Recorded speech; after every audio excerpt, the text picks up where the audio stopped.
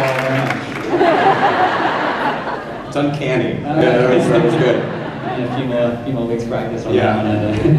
Hi. Hi, my name is Kelly. I'm Felton. Of course, I'm from Oklahoma. I'm not very Native American language. My question is, contrary to what the films have really portrayed, the central characteristic of the Slytherin house is not evil. It's not bad intent. What do you believe is the central characteristics that make up the House of Slytherin? And, of course, why we're better than all the other houses.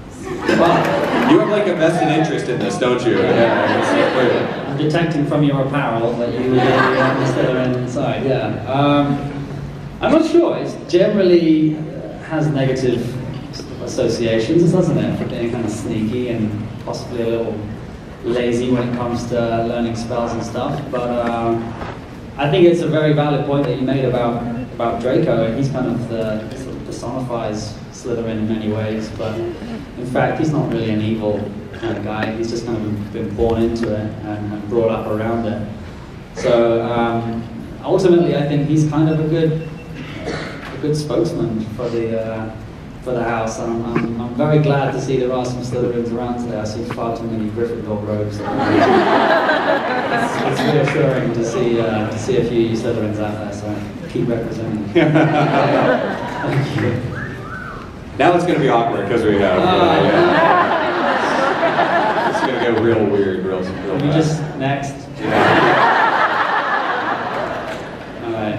Alright, so I come from an acting background, so I'm really interested in how you went through the character development through all 8 movies. Because obviously, Draco starts out kind of a little... I'm going to not say this, but Little sod. that works. So he starts out being that, and eventually he seems somewhat like a decent person. What was your process? How did you feel about all that? It was different. It was useful, I think, in a way, not to know where the story ends as we went on. We only sort of had different installments each year. The books came out, and each year the scripts were being developed. So I think had I known how it was going to end, it probably would have been difficult to portray it in the way we did. The first 5 years, he was just a bit of a slimy git, really. It kind of felt quite two-dimensional, and it was really nice in the last few years to have a chance to try and shine a light on why he is like that, and to kind of sort of highlight the vulnerabilities of people like that. And I think it does sort of point a light as to why maybe some bullies bully at all.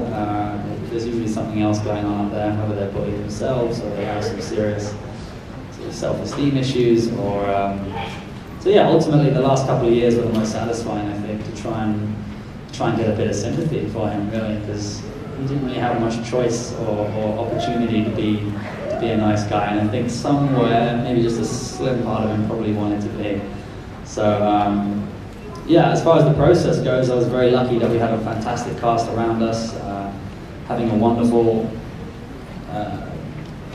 2 castmates playing my mum and dad, who were awful parents, but great actors to work with, and having David Yates there, the director of the last 4 movies, help kind of develop that and sort of bring some flesh to the bones. That was definitely very helpful as well. Yeah. Well, when you're 12 years old, you hardly know who you are, much less wrapping your head around this other character that you're about to dive into for the next 10 years. Sure. Was that a bit of a mind-blowing situation of trying to figure out this other person when you hardly know who you really are at that age? It's weird looking back at it, not at all. I think as a kid you just sort of found it fun, and you didn't really question too much. And actually that's kind of when acting was its most fun, when there wasn't really much of a thought process that went into it. I didn't have a clue what I was doing, really. I just turned up and blagged my way through it. But it was a lot of fun, and I think it definitely helped the fact that we grew up with the characters. We more or less were the same age as the characters we were playing, and each year we kind of got a bit older. So as we developed as people, the characters kind of got richer and developed as well. So that was definitely helpful. Cool. Thank you. Hi there. Hey, so when you were a kid on the set of Harry Potter, did you ever find yourself being intimidated by the adults, like off the set, the adult actors? Yeah, it was definitely there was a few times of intimidation. Actually, it was kind of strange because when we first started meeting a lot of the adults, I was too young to have watched a lot of the films that they had been in. In fact, I thought Gary Oldman worked there as a cleaner for the first. I introduced myself to him 3 times before someone told me that you know who he is, right? Which I didn't. I'd just been working with Joseph Fiennes, who's Ralph Fiennes' brother, and he was telling me about his daughters sometimes get a little freaked out by seeing Rafe because of his part as Voldemort. It took me about 6 years to muster the courage to say anything more than "Morning, Rafe." So he's a pretty intense guy. And Alan Rickman, he was one of the only other people. Such a lovely guy, but a menacing Snape, and he rarely took his. In fact, I didn't recognize him the first time I saw him out of costume with no wig and no black cloak on. But he had a lovely mannerism and a incredibly deep voice, and spoke very slowly. So I was quite intimidated by him for the first few years. But yeah, only because I'd seen him in Robin Hood, Prince of Thieves as well. That was one of my favorite films growing up.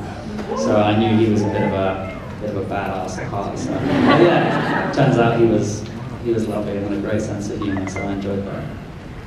Thank you. Thanks, man. Hi there. Hi, Hello. Mom. Another Gryffindor, really? Okay, I'm not sure that's much better. I'll let it on. If you had your own Horcrux, what would it be and where would you hide it? So that's a tough questions here, Tulsa. Yeah. Should have prepared for that one. Yeah. Own Horcrux. I'm not even sure. Maybe a guitar? I have a lot of guitars. Maybe I'd put one in that and stash that somewhere. I'm not sure. I'm going to return fire and say, what would yours be? Oh my gosh. See? Yeah. It's much easier to think of the questions than the answer. Yeah. Make it a book. Make it a book. One Okay, of my Harry Potter books. All right. I read them every summer, so they're Damn it, that was a better answer. Where would you hide it? I would probably hide it just in a library. There's a lot of books in a library. Well, Yeah. okay, I go to the University of Tulsa and have like a really cool reading room that looks like a Gryffindor common room. So Cool. just like put it on one of the shelves in there, just let it collect us, and no one would know what's there. So. All right, you've already showed me up enough. Let's Thank you. Hi. Hey. Hi.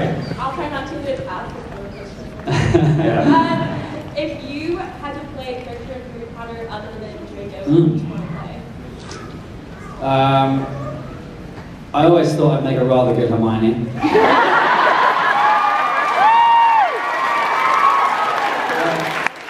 Yeah, I see it. I see it, yeah. If not Hagrid.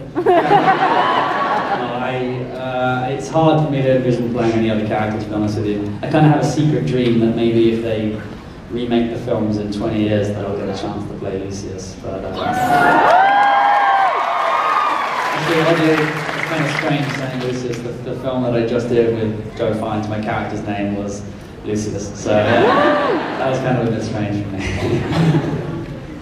Thank you. Thanks. My question is, if you could be in any other house of Hogwarts, what would it be? There's just no other house for me. I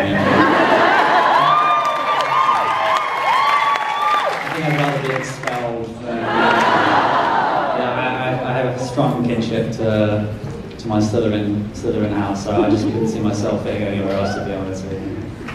I think all Slytherins would say the same, right? Hey. Could you just bring the mic down a just little bit? grab it down. You can grab it. Or somebody assist Just her. grab it. Yeah. There we go. There you go. So All right, lean in. What was your favorite scene out of the whole Harry Potter series? The one he was in, or just in, out? Okay. Okay, it's tough to pick one, to be honest with you. They were all kind of a lot of fun throughout the years. I'll never forget the first time I walked into the Great Hall, which Chris Columbus the director strategically didn't let us see the Great Hall before actually filming our reaction to going in. So that was genuine awe when we got to walk through there, which was pretty awesome. I really enjoyed the bathroom wand fight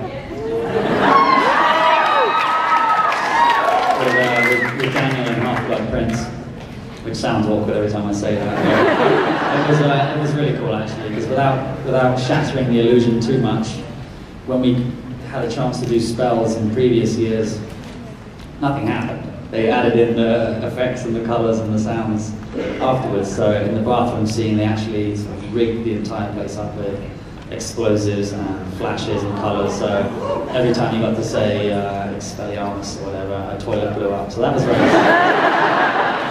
satisfying. We had a lot of fun that day. Thank you. Thank you. Thank you. Hi. Hey. Okay, first of all, I have to say this. My best friend from Russia says hello. Hello, best friend from Russia. Can they hear us right now? Huh? Well, Well, she might have been. oh, is she on the phone? Yes. Oh, okay, wow. So,